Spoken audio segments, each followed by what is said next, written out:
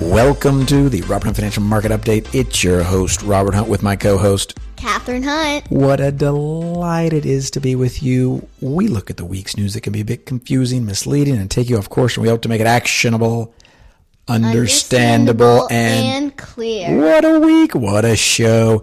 Delighted to have my co-host in here. Catherine, you've been on the podcast a couple times. I know you've listened a couple times. With all your learnings, before we get into the news, before we get into what we have today, what is most confusing about investing to you right now? I don't understand investing as well as I would like to.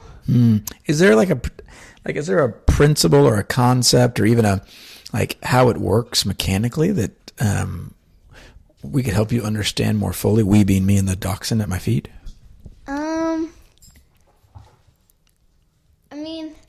Not particularly. I can't think of something that I can think of right off the top of my head. I remember we were talking the other day, and I said, hey, you can just go into the bank and deposit money. Was it you who were like, ugh, how does it even work?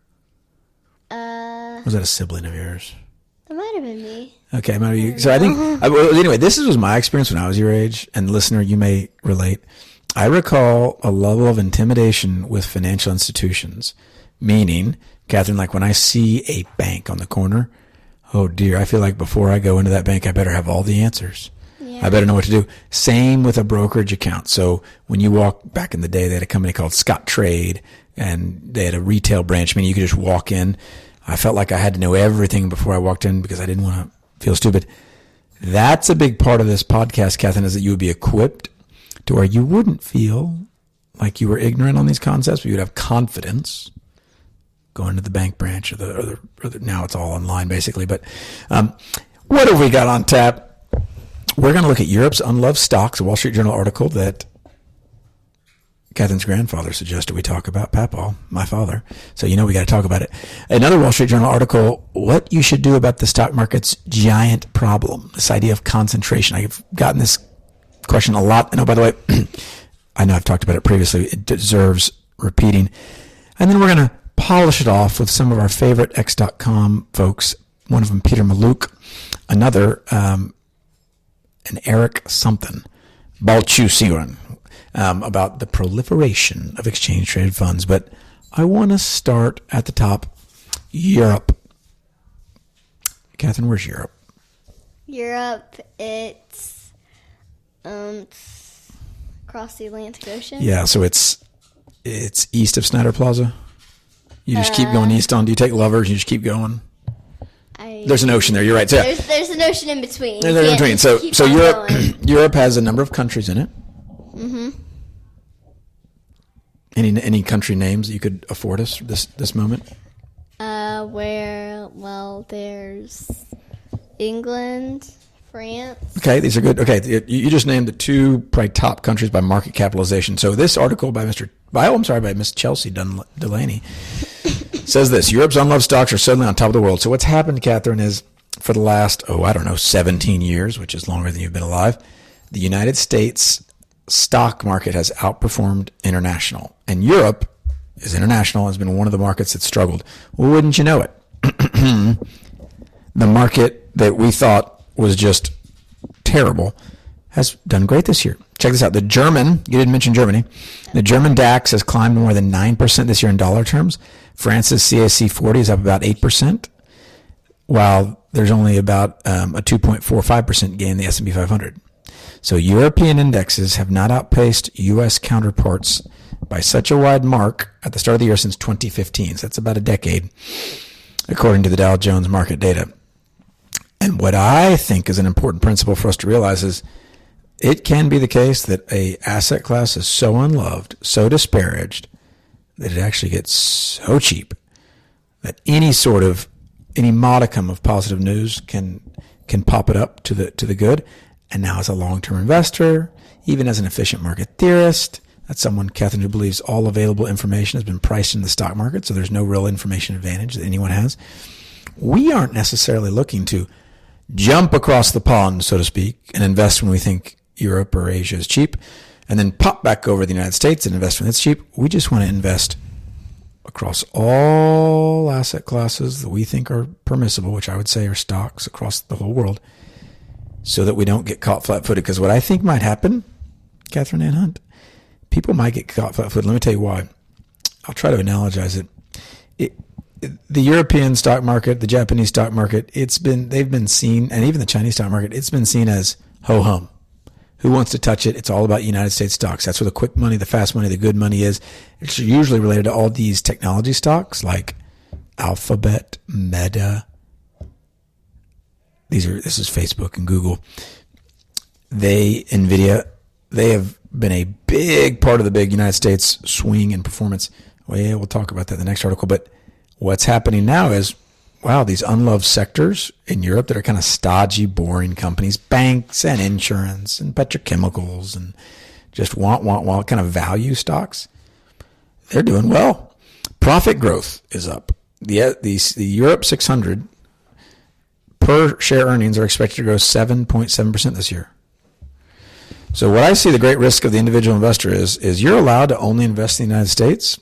In fact, Mr. John Bogle and Warren Buffett, two of our heroes, said it was fine to only invest in the United States. However, I recommend some exposure to international stocks so that when you read articles like this, Catherine, that say, oh, dear whiz, Europe's unloved stocks are suddenly on top of the world, you don't look around and go, ooh, maybe I need to jump around. And you know how we say keep your time horizon long? Mm-hmm. Oftentimes people can keep their time horizon short when they jump in and out of countries and in and out of geographies. So my recommendation here, just invest in everything. I like VT is an ETF I like, Vanguard's Total World Stock Market. They just lower the price. I believe now it's only 6 basis points, 0.06%. I believe it's 6. So it's cheap. One stock fund to rule them all. Is it better to invest in America or Europe? See, Kevin, that's $1 million question. My answer is invest in everything. Okay. It's kind of like invest all over. Oh, it's like asking someone which child do you love the most. You can't ask a parent that. You know what my answer is. What's my answer? I love you all the same. There you go. If as an investor, I think you've got to be very careful to say, hey, I love Japanese stocks. I love European stocks. I love United States stocks the most. There's something called home bias too, where guess what? People in Japan own a lot more Japanese stocks. People in Europe. I think what's most important is own it all. Don't try to, as Bogle says, don't try to find the needle in the haystack. Own the whole haystack. And you know what, Kevin? That's how you sleep at night. And you stick with it. Permanence. All right, next article, and it's related. Headline, this is Jason Zweig, one of our favorites, Wall Street Journal. What you should do about the stock market's giant problem. More than half of the S&P 500 return last year came from just 7 companies. 7. That's a concern, but not for the reason that market commentators claim. All right. This keeps coming up. It's coming up in meetings. It's coming up in water cooler talk. Check this out. This week, the top 10 companies in the S&P 500 made up more than 37.5% of the index total market value. And Catherine, what's the S&P 500? It's 500 companies that are representative of the American economy. So it's Standard & Poor's puts it together. It's a little squishy because they can kind of, towards the bottom, they can dictate what goes in and out. But can you name a company? In the S&P 500? Mm-hmm. You betcha. Check this out. McDonald's. You know that one? Yeah. Okay, Catherine's little brother. Like that. Yeah, I know, but Catherine's little brother loves it. I'll tell you that incredible marketing. Bobby Hunt so loves McDonald's that we went before the Super Bowl and bought him a cheeseburger. So McDonald's is a company. Amazon.com. Apple. You know Apple. Okay. Do you know the fruit or the company? The company makes the iPhone, which you don't own. You don't own an iPhone, do you? No. When are you going to get an iPhone? When do you think I should? That's the right question. Did you hear that, listener? It's kind of like Forrest Gump. What's your purpose in the Army? To do whatever you say, drill sergeant. Catherine Hunt just made the right answer. When do I think? Well said, Catherine Hunt. All right, so this article, it's asking us, hey, more than half of the S&P 500's 25% return last year came from only a few companies, just 7 companies. Alphabet, Amazon.com. You know Amazon.com, don't you? Yeah. The boxes show up. Meta Platforms, that's Facebook. Microsoft, NVIDIA, and Tesla. You know Tesla. Yeah. Uncle Nelson's got a Tesla. NVIDIA alone, with its 171.2% return, produced more than 1/5 of the entire stock market gains. So here's what's happening, Catherine. People are coming to me saying, hey, wait a second. You're telling me if I buy this index fund, I'm really not that diversified. These 7 companies are, and sorry, the top 10% of companies are almost half the index, 37.5% of the index. And could it be that I'm just stuck? Well, check it out. Let's go down memory lane. In 1812, were you alive in 1812? No. No, you weren't either. Oh, that's amazing. I would have loved. Well, I would have hated 1812. Okay, financial stocks, banks, and insurance companies constituted 71% of the market. What? No other sector even amounted to 14%. That's concentration risk. Should you have invested back then? In 1900, you were not alive, were you? You weren't either. Oh, bummer. In 1900, railroads accounted for 63% of the total U.S. stock market value, according to finance researchers Elroy Dimson and Paul Marsh. Okay, that's concentration risk. What I see in this are excuses, children. I see when investors start getting a little nervous about this concentration risk, I really see, hey, I'd like an excuse not to invest. And boy, doesn't this sound like an intelligent reason not to invest. Thank you, Lucy Hunt, for coming in studio. How are you doing? Good. Lucy, are you worried about concentration risk in these indices?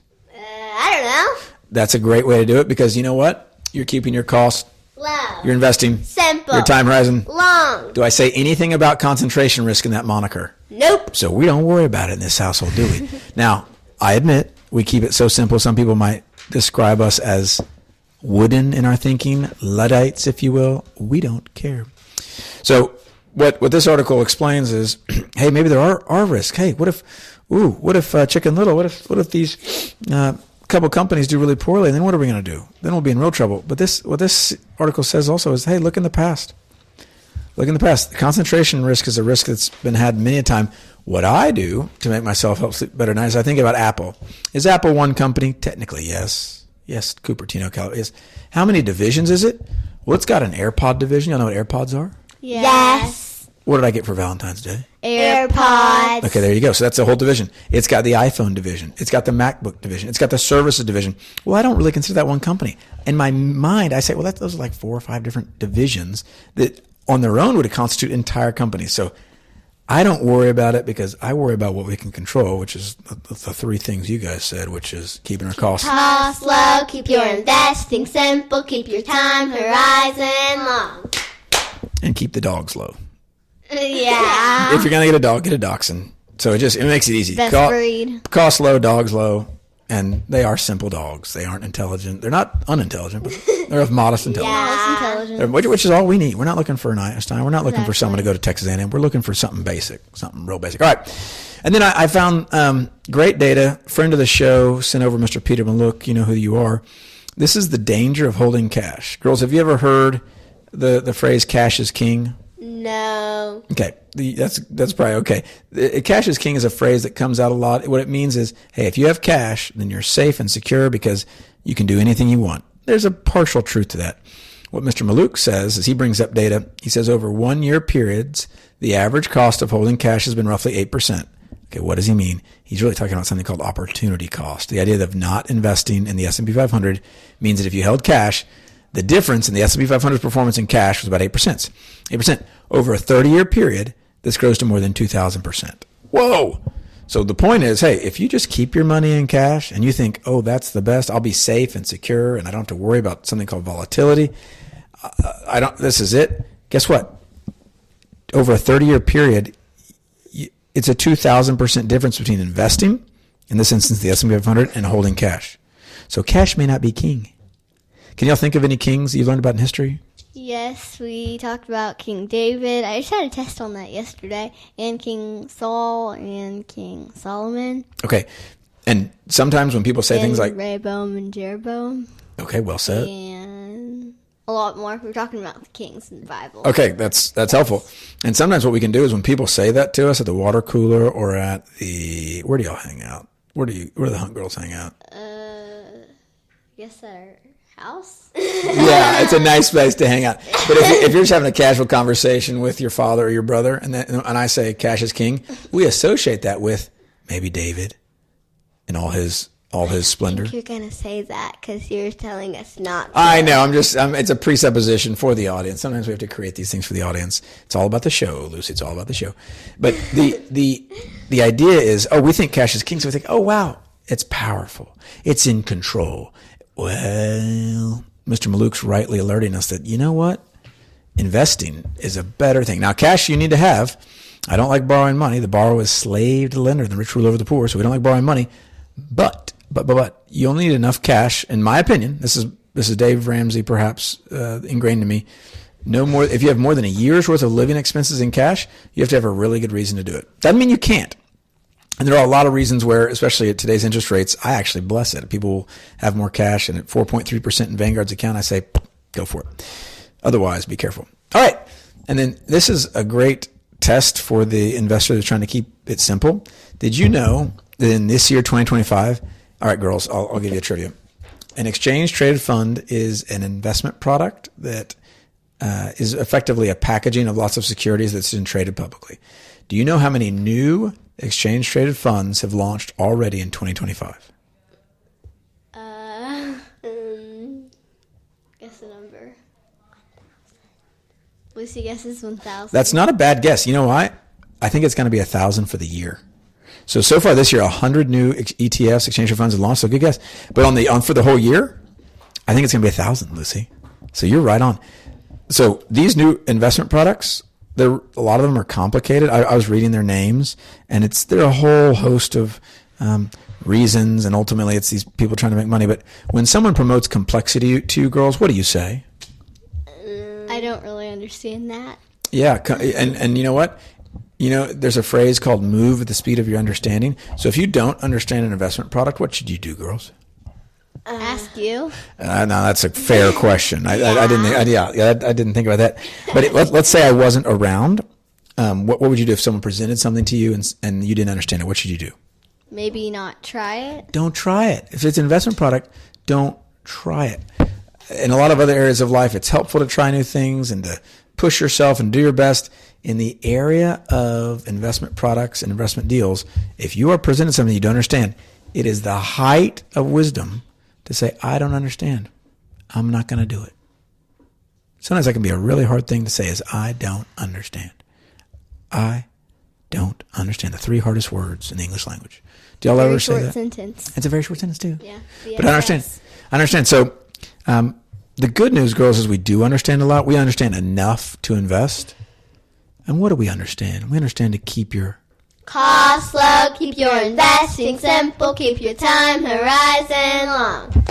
Until next week.